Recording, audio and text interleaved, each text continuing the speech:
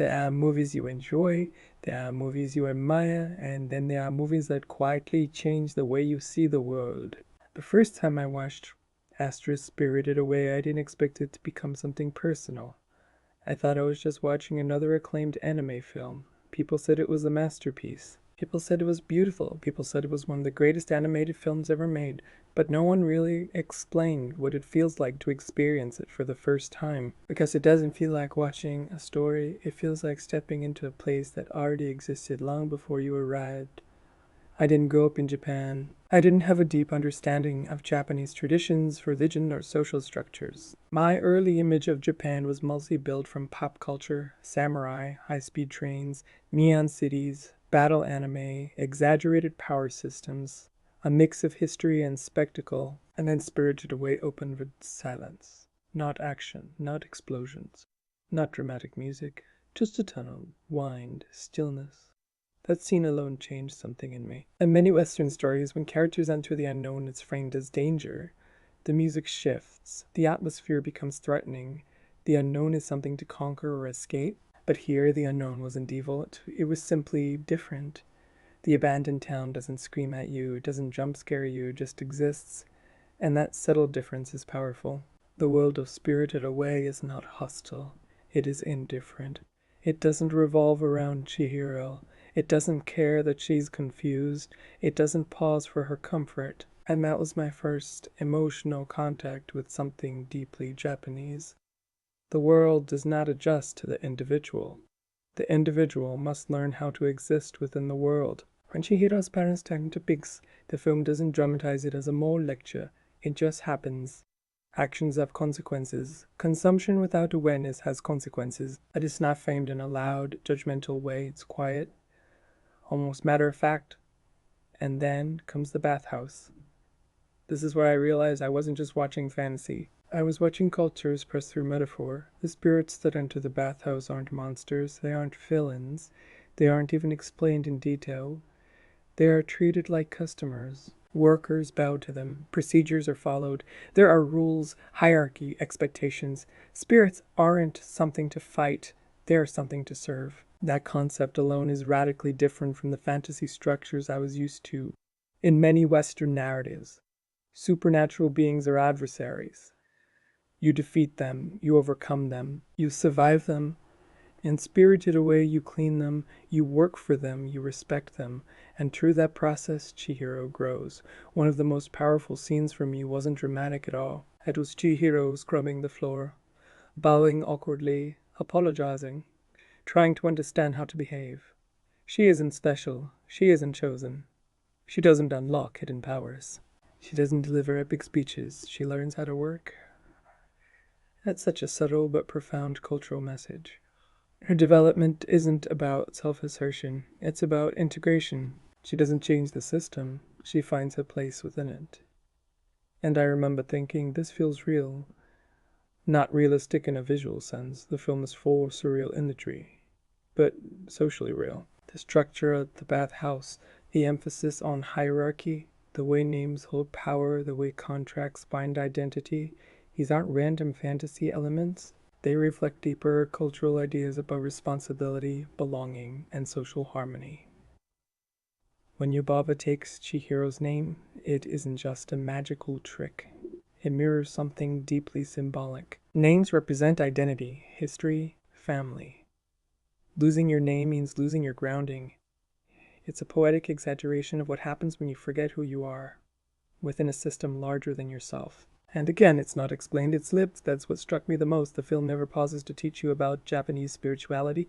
It doesn't stop to explain Shinto concepts. It doesn't translate its symbolism for a foreign audience. It assumes its worldview.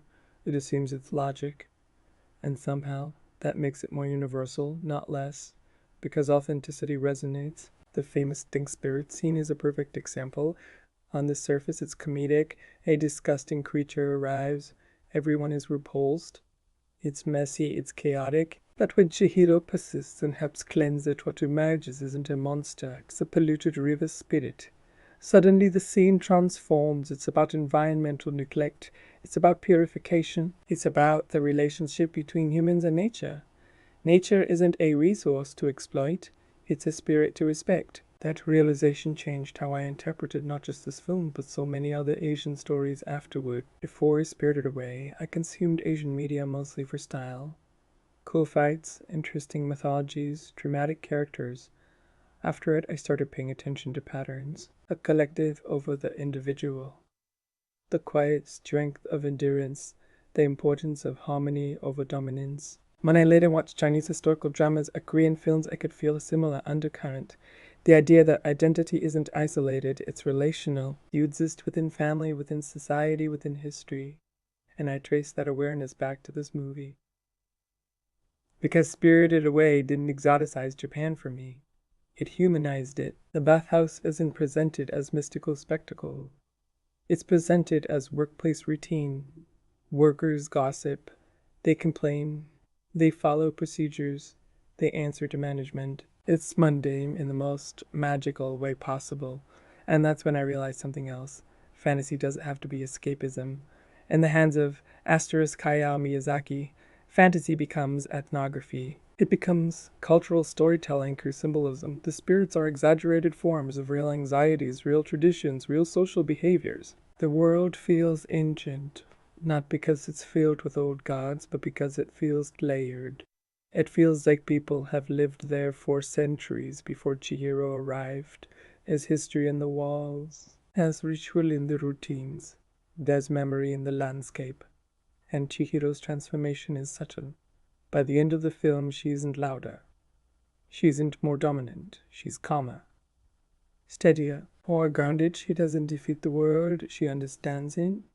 That distinction is what connected me so deeply to Japanese culture. In many Western coming-of-age stories, growth is about self-expression, finding your voice, standing out, breaking rules.